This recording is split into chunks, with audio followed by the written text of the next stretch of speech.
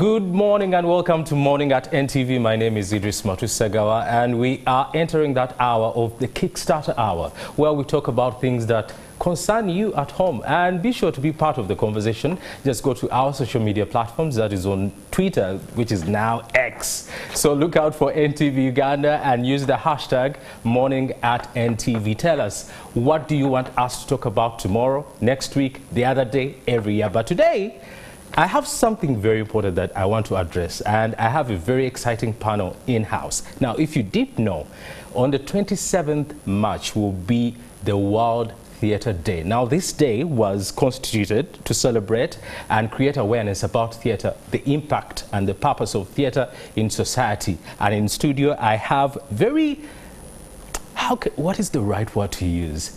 Important people to talk about this issue.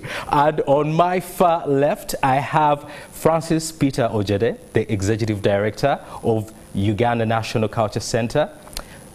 Good to see you. Thank you very much, and good morning, viewers. I'm glad to be part of this discussion. Well, Amelia Mbotto Kyaka, who is my teacher and the president of Uganda Centre for ITI. Good morning. Good morning, Idris. Looking lovely today. Thank you very much. In red, Moso. Thank you very much. I received the No Mukulu wano, Captain Alex Mukulu, who I could only use one word to describe Alex Mukulu. Legend. Thank you. Yes. Thank you.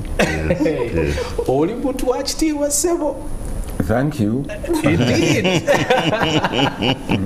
Well, gentlemen and lady, thank you for coming through. Now, I'll start with Francis. Yeah.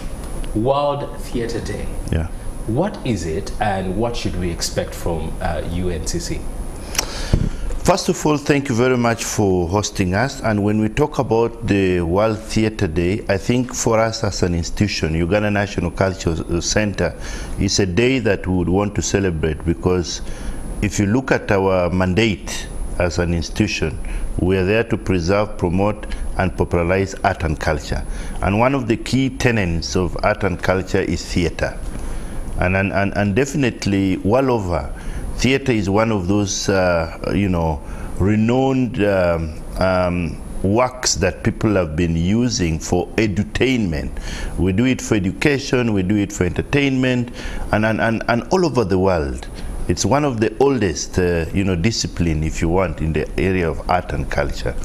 And for us to celebrate it on 27th of March, we're very, very happy to be part of that.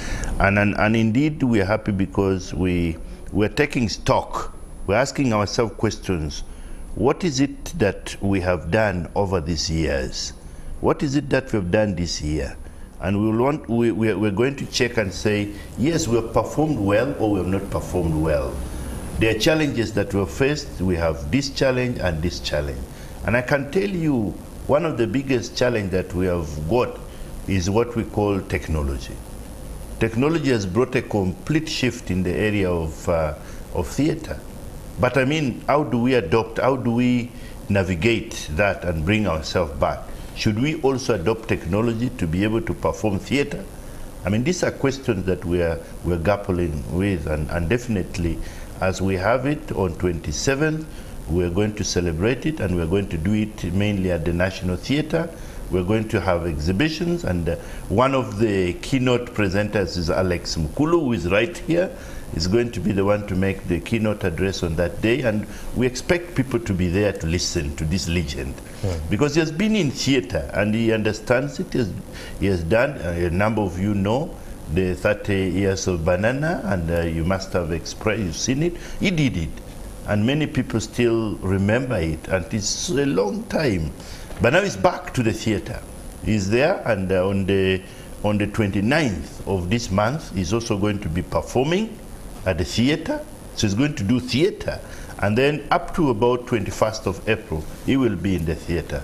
So expect a lot in terms of performances, expect exhibition. We're going to have a symposium. We're going to have performances. And then we're also going to have exhibition on that day. And definitely, we want to call upon everyone, our our eminent Ugandans and friends all over the world. This is a day that is celebrated internationally, but for us, we want to localize ours as Uganda. As a Uganda, we want to see how our theater has performed. And definitely, for me, I am still happy with the performance of theater, as much as you would think that it has gone down. But it has not gone down. It has just gone through a metamorphosis. Just a metamorphosis, yes. One would say. Yes. Miss Amelia Mbotto Kyaka, you are the president of Uganda Centre for International Theatre Institute. What does this body have to do with the upcoming day, and what are your mandates here in Uganda? So, ITI, International Theatre Institute, is the world's largest performing arts organization with its headquarters in Paris, France. And together, under the patronage of UNESCO, is mandated to see that theatre is promoted, with a lot of importance, placing its values, on peace and security, placing values on all forms of theatre, magnifying very core causes of humanity, because it was formed in 1948 after the 2 world wars, and so there was that whole dialogue of how everybody was grappling around to see how do we bring peace and how do we maintain peace. And so ITI came into placement. Now the World Theatre Day was formed by the people of theatre who were practicing then, together with dance, and of course UNESCO in its educational patronaging all over the world. And the first of it was the initial conversations about it happening were in 1961, but then it was initiated in 1962, and ever since then, through its centers, and all other organizations that truly believe in theatre as a community with artists in different ways, believing in theatre for promoting change, mutual friendship, respect, dialoguing around anywhere that it could penetrate in terms of security, there you would find ITI. So here we are in the same thing. And I must confess that this year it's really an honor to have our legend, Alex Mukulu, because his plays have always been that in that way. They speak. Now, when we were given that whole role of looking at because always our theme does not change as ITI, the major theme, it speaks about theatre as a way, of promoting peace, So now when we look at that, and this year every country is given the mandate to come up with its own theme as long as they remain in that docket as expressed. So we here this year are looking at a very important theme, the crucial role of professional discipline in theatre arts for advancing Uganda's the theatre industry in Uganda. And who else to choose? We respect everybody. Who else to choose but Alex Mukulu, who's known for his discipline, unapologetically theatrical, in a sense of he will pick up music with a powerful voice because he's a musician, and then he will pick up the acting itself, unapologetic about it, and then will include dance. So it's a whole collab. He represents everybody else who calls themselves. And so we were so honored to have him around, and he'll be speaking about that as the keynote speaker, like Mr. Ojede has already said. So standing and backing up a man like this and for his causes, for us, is one of those where we say, as ITI, yes, wonderful to promote this kind of respect where theatre is known for its value and its importance across the world. The legend. A new title that we have given you. You are the keynote speaker on this wonderful day. Why is it important to celebrate theatre in Uganda? I think theatre is a phenomenon which builds the character of the nation through characters we show on stage, characters we write about in the plays. And when you look at a nation has a given characteristic of its own. Every nation has a given characteristic of its own. These days, you see, you can hear people saying that Ugandans are very welcoming people, they are very kind, they are very, all these kinds. So we are trying to forge that kind of character which ought to be our national character. Today, we are at a point of reinventing ourselves as a theatre industry. The reinvention, you remember there was a time when Tanzania was growing so much sisal, and when the synthetic fiber came, the farms that were growing sisal had to reinvent themselves, to adopt themselves to the synthetic era. Yeah. Today we are trying to invent ourselves theatre, as he said that it is a metamorphosis.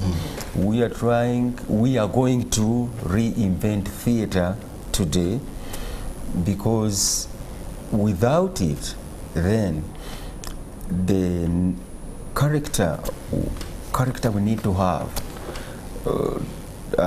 kind of diminishes if we don't have that reinvention to help in the areas of, say, corruption, in the areas of poverty, in the areas of our, relationships in political, social, economic, whatever.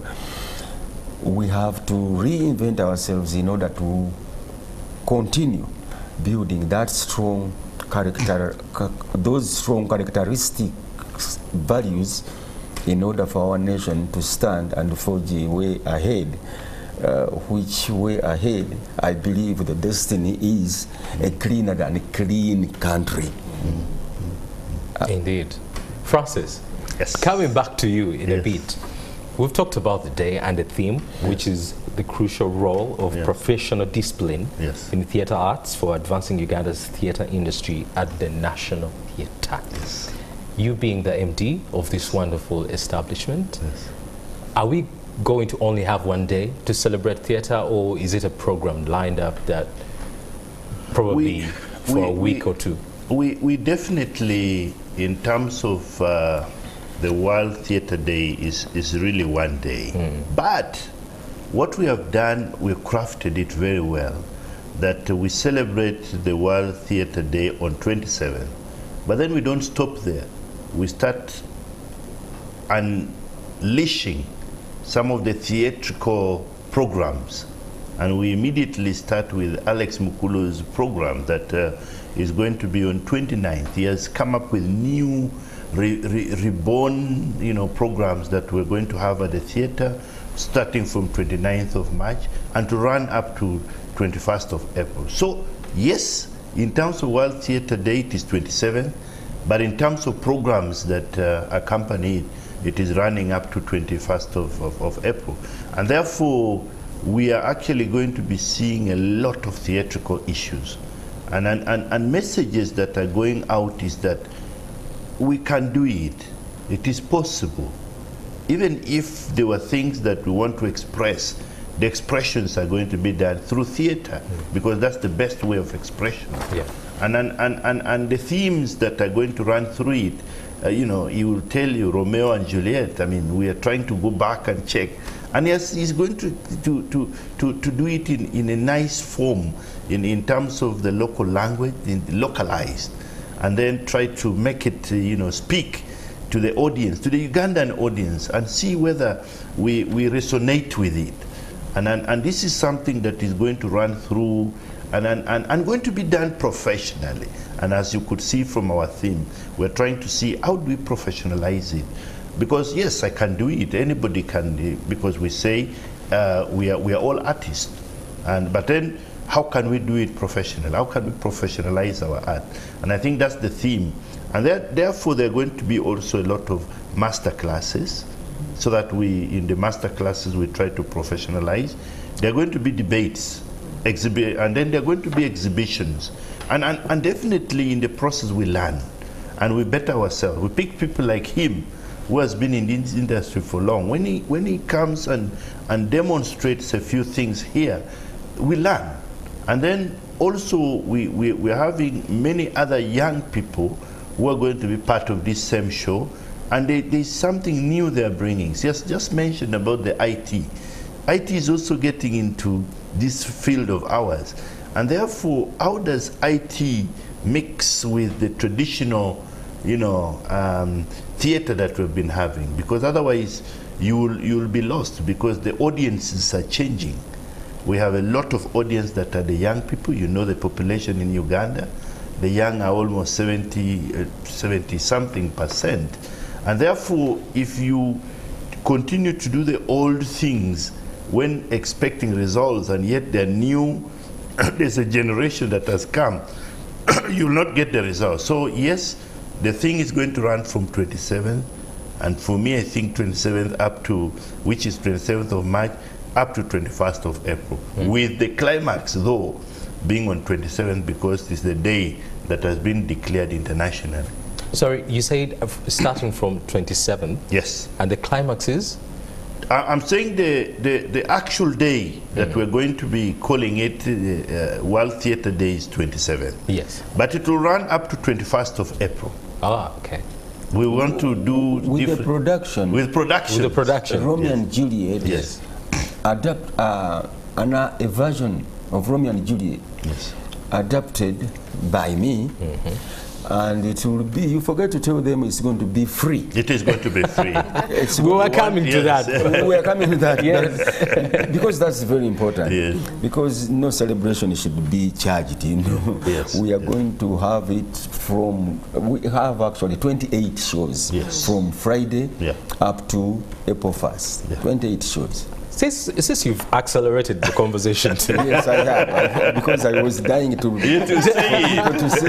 Yeah. To the icing on the cake, which is the play, and I have here, it's called Kulimbisi and Kulunkalu?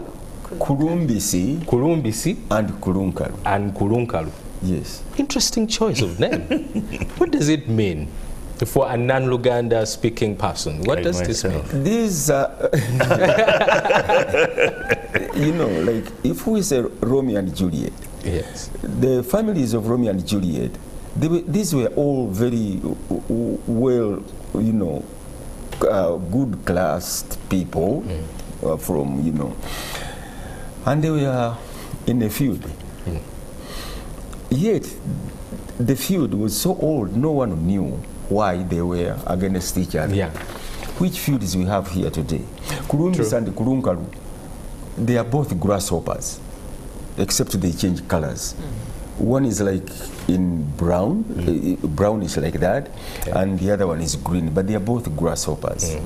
So when we go, have you ever wakwataka insenene? Yes, sir. When you go to get these insenenes, you put them all together in the same bottle, maybe, basket, or basket or whatever.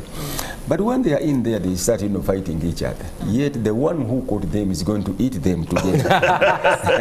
So the feud of Montagues and Capulet in the play Romeo and Juliet is like they are against each other, but they are going to kill each other. You know, what really kills them is hate. And some of them don't even know why it is there. And the death of these two people, Romeo and Juliet, brings about the reconciliation of these families.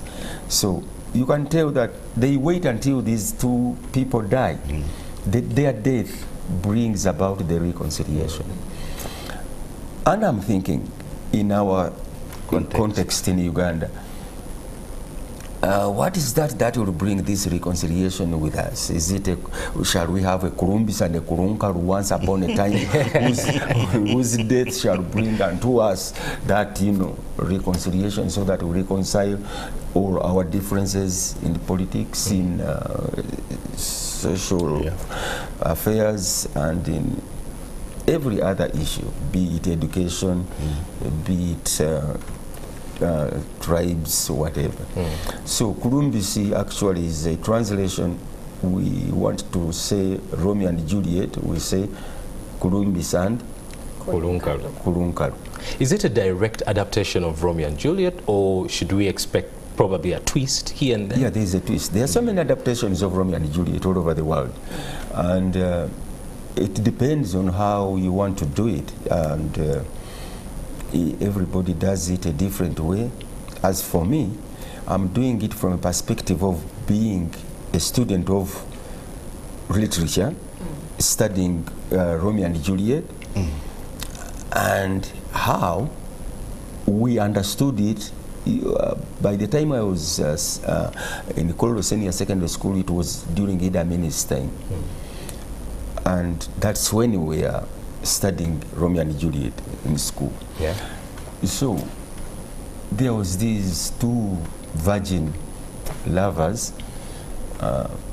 who died because of their innocence and whatever.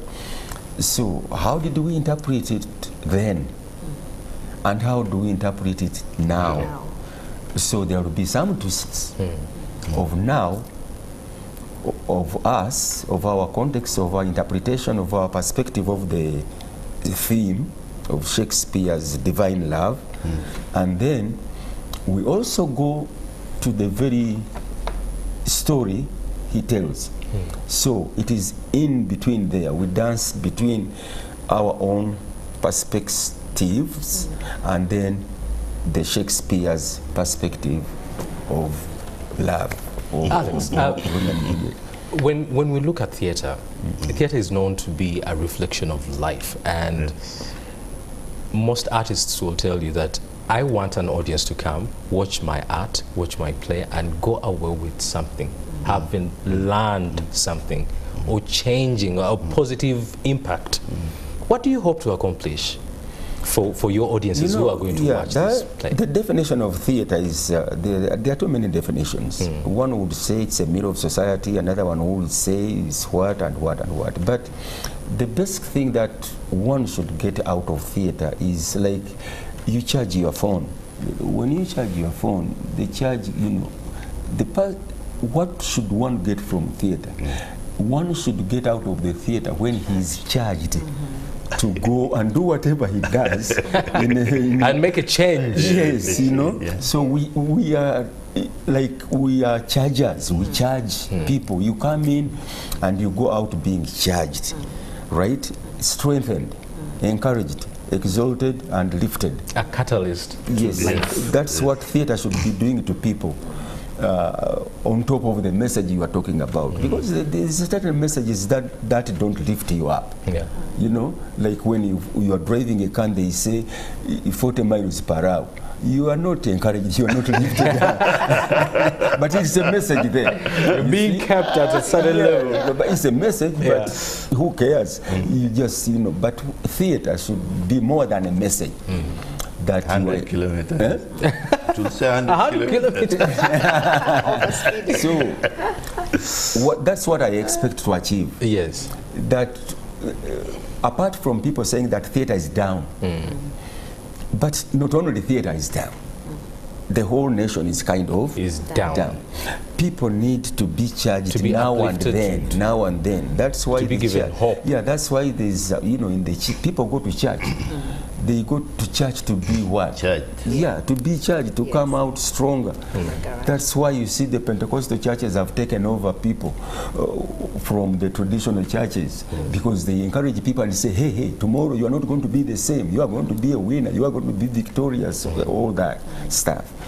So, theatre charges, especially from here to here. There are four parts of a human being. There's people who think from here to here, and other people think from here to here. Other people think from the west to here, and other people think from the knee to down. Our society is basically now thinking from here to here. So we want to go back. We want to go back. To here? Yeah, to here. To here, because I don't know what happened, but when you see the young people today, none of them really cares so much about from here to there. And on that note, I want to come to you, Miss Amelia. Yes.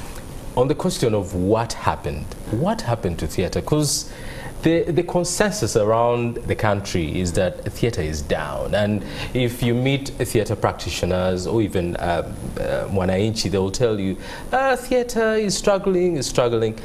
And I look at the theme that you chose, and the key words are professional discipline.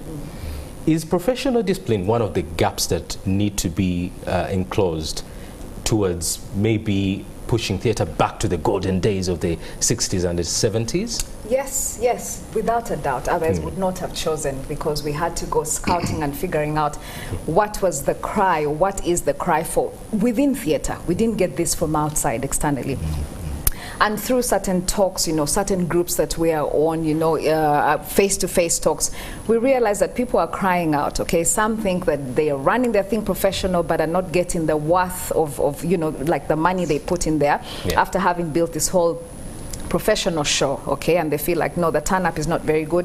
But then there's someone at the back behind my door who's just throwing theatre anyhow, and people flock that one, you know, whether it is free or whether you're paying 1 shilling attached to that. So from our kind of dialoguing, different times we realize that professional discipline has deteriorated. And the outcry was from those who are practicing it, giving their whole themselves, you know, and that was an outcry from there. But then also those who we would like to say we're not doing it professionally, amidst them some were crying out and said, then show us what to do. Show us the steps, because we are here to stay in theatre and we don't want to let go of it. So if you say that I'm just like a ninja popping in and out, show me what to do. Let's have those ways. So it's a combination of an outcry of all of them from within us this time. Why? You know, the ones out there were being so harsh to us. It's the ones who are outside the theatre that have been even more harsh, you know, saying we don't exist, we don't what. But I would like to let you know that actually they're existing. You know, many times we cry. People are out there practicing theatre. So this time we want to bring everybody together, you know, and say, let's dialogue now nationally without excluding ourselves. I would like to say something very important that also my colleagues have said and hinted, but I want to re-emphasize this. When you look at the role of theatre in national development, to develop is to advance, isn't it? And hopefully we want to advance in good things. Okay, now how does theatre cause this development to happen? Why? Theatre has theatre is very beautiful and unique in a sense that even after all other kinds of entertainments have come on, there are many options of entertainments, theatre still remains firm in the following things that will definitely bring our national development. Theatre is so firm in advancing identity. Theatre is so firm in advance. There is no, you are not apologetic about being a director, a producer, gathering, you know, marketing in it. So with that, we end up with national development. Theatre also, in ways that are made, propels, it actually does propel honest conversations. Honestly, we're going to talk about the politics of the country. Honestly, we're going to talk about the social and economic. We are going to have honest conversations. And so in my play, I will include a certain family that shows exactly what it is and etc. And after that, you open it up to the people to dialogue. Theatre also encourages reasoning. Because it will bring all of us here, whether I graduated or did not graduate, whether I'm high or low, and we begin to reason. For that, there is no... So once people always feel accepted, they say, oh, you mean even with my Lugabida, even with my sandals, I could actually come and give a point. I could actually come and act, or I was invited to be part of the audience. Before you know it, they begin to reason what Mr. Mukulu is talking about, us coming from up back to the head at all levels. And I like the fact that also above all else, theatre advances enlightenment. People need to be enlightened in its appeal. It provides plight and also gives insight. So it's not dead, and it's not really in a sense that it's going nowhere. These things happen consciously and unconsciously. And so for that reason, we come and say, we're going to celebrate this day for that reason. And we cause national development, because if we're all going to dialogue in our different capacities, then that's wonderful. Everybody brings something to the table of understanding. It's not one thing, it's a collection, you know, culture, languages, people, communities. We come all across. So theatre is not dead. It's just the plight that now we're saying professional discipline to help us also look and appear as the somebodies that we are. We are people and we exist. So that is what is going on now. Francis, earlier on you mentioned technology as a competitor or a disruptor of theatre. You work with theatre artists day to day. Amelia has mentioned about the lack of professional discipline and how we can improve it. What are some other challenges that you feel theatre as an industry in Uganda is facing and can be corrected? Because as a World Theatre Day, one of the purposes is to inform the politicians, the policy makers, the decision makers on how they can improve the industry. I think as per the theme, as you could see there, we at some stage slowed down the aspect of professionalizing the sector itself, theater itself. We hiked it high, and I think we got tired and thought we'd already done enough, then we slowed down. Yeah. So the professionalization slowed down. But of course, that is something that we're coming in. You remember I mentioned the aspect of master classes, and we're also thinking of opening many more schools and classes, where people can theater learn. schools? Yeah, theater schools, so that people can learn, because that's the only way that we can do it.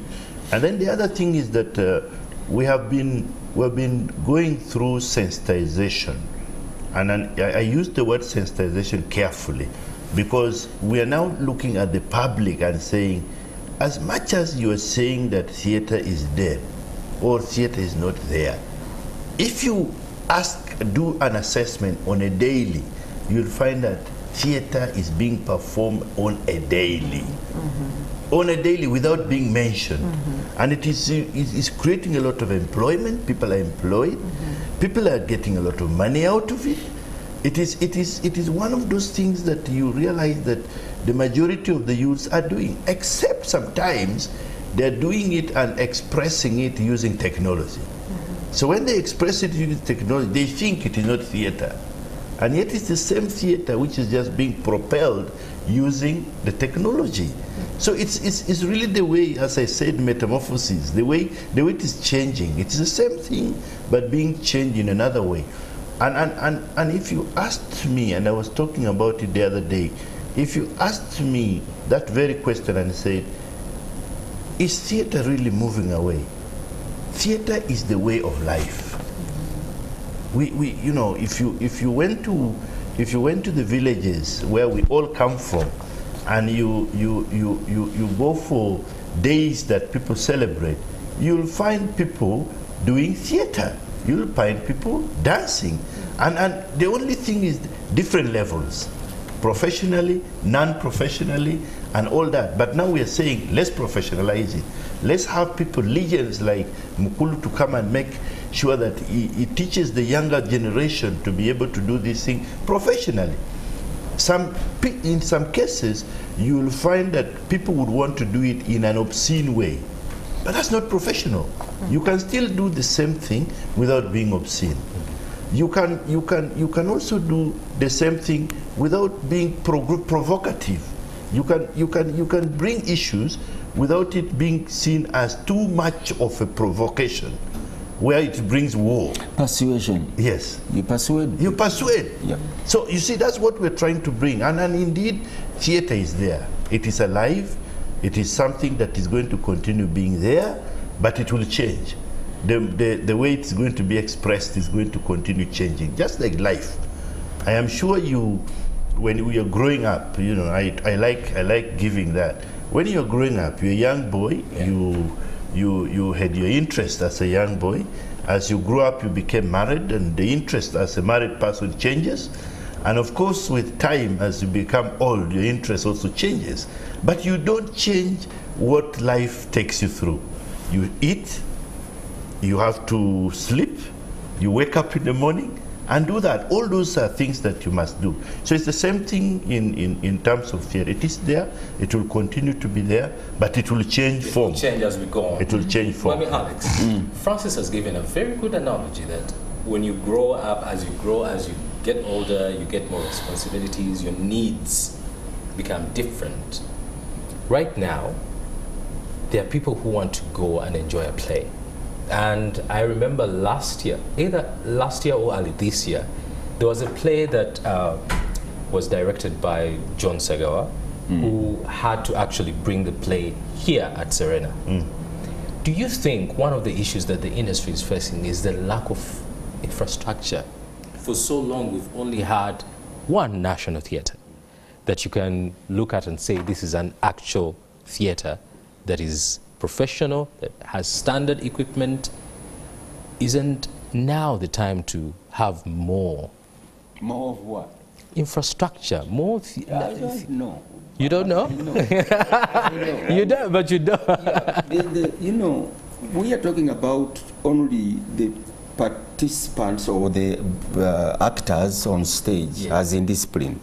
But more indisciplined is our recipients, the audience. Is more indisciplined than even the artists. And why and how? Why? Because the promoters of the entertainment industry have taken the entertainment, all sorts of entertainment, outdoors, where people don't listen but just hear. Music outdoors, concerts outdoors, and the promoters of these people like that because outdoors they can sell their products. Indoors, in theater, you are not supposed to be selling things while people are watching. But as people are shouting and drinking and smoking, so the promoter is looking at the sales of the audience that has come in, drinking and eating, and he will give more money to that person to sing to them or to entertain them, not with the things to be listened to, but just to hear anything.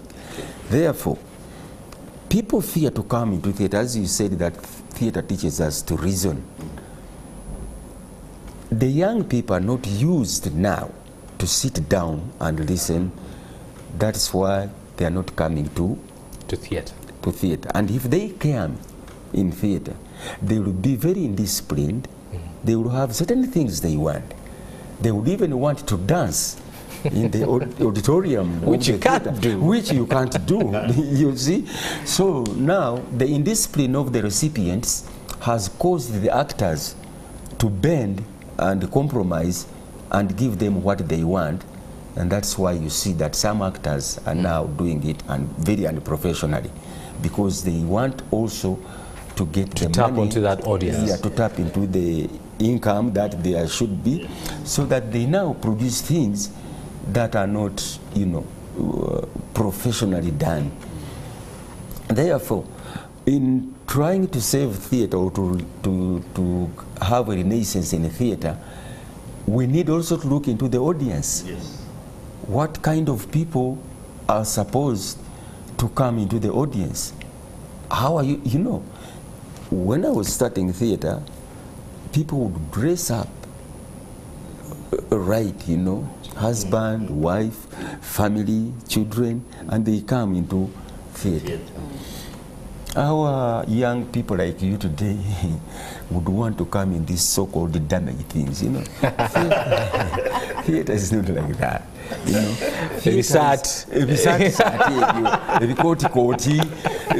Theater is supposed to be, you know, a very intellectual niche.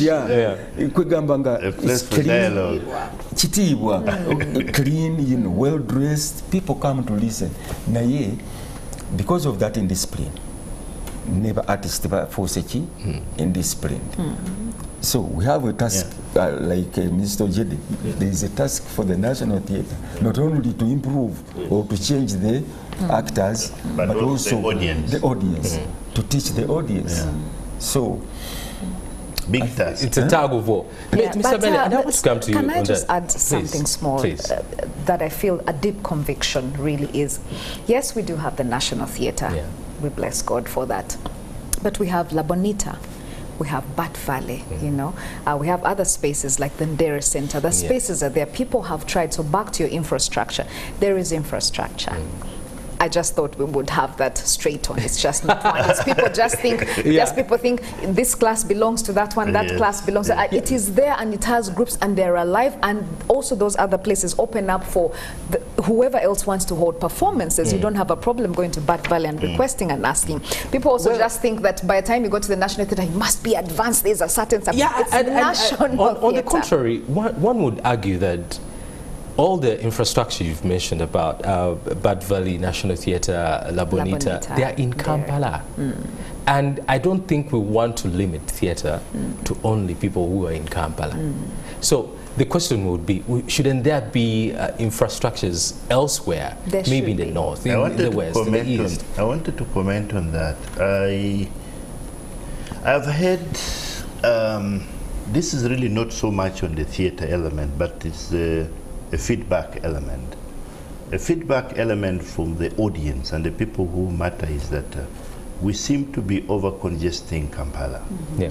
And they believe that we need to decongest and also go to the regions, to the districts and so forth, so that we're able to have not only theatre, but also the entire art and culture in the districts. So a replicate of, say, a national theatre in the region would be something that they would want, so that they would have a space where they can do certain conversation professional, like he says. You know, if you look at the auditorium in the National Theatre, it's professionally designed. And when you need the lighting, you need the sound, and you need the quietness, you're able to maintain. And then it is enclosed, like he says, not in the open. That you can achieve in a theatre where, you know, as you enter, you are told that please don't enter with a bottle, don't enter with this, and so forth. So you'll be able, and you also want, and you know, that if you're inside, the phones must be, you know, silent, and then there's a discipline. There's a discipline that you can control because of the setup, enclosure. The enclosure. Yeah. So we need that, especially when we talk of upcountry and so forth. And probably that is something that, because I saw, and I want to give this example, I have seen when we look at the competition, national competitions, music, dance and drama competitions that we do, a lot of people do that at the local level, and then they grow and come to the national level. Now, if we did a similar thing at the local level, where the competitions go there, then we will start to bring in the aspect of discipline, both on the side of us artists and also the audience. And then when it reaches the national level, it is now refined, completely refined. And I think that's something that we probably like. Yesterday I was in Parliament, and I argued for that. I argued that they need to provide money so that we can start having regional centers. And then, of course, they listened. We don't know what they will do, whether they will provide the money or so. But there is hope. The idea is there. They're happy with it.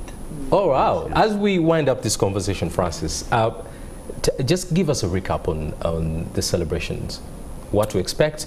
And one thing that I think the legend wants you to emphasize is that it's free. The entrance is free. Okay, we have the World Theatre Day on 27th of this month, and it's going to be at the National Theatre. We decided to confine it at the National Theatre so that, and a lot of activities are going to be there.